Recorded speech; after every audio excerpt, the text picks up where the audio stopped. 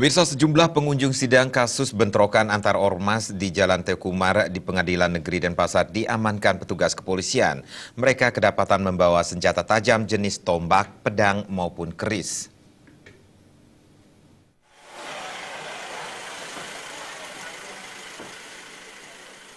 Jajaran kepolisian sigap mengamankan sidang di Pengadilan Negeri Denpasar dan mengantisipasi ancaman dalam sidang lanjutan kasus bentrokan di Jalan Tekumar dengan melakukan sweeping terhadap pengunjung sidang.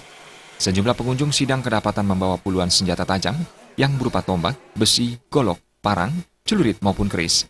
Barang terlarang tersebut ditemukan pada kendaraan yang dibawa massa.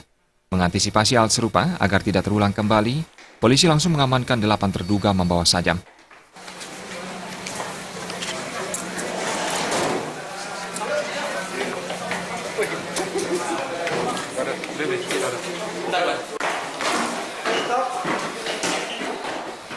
Selain mengamankan 8 orang dan 17 sajam, polisi juga menyita 5 kendaraan roda 4 dengan sajam di dalamnya. Saat ini, polisi masih mendalami secara intensif kepemilikan senjata tajam dan motif pelaku membawanya. Rai Suantara, Bali TV.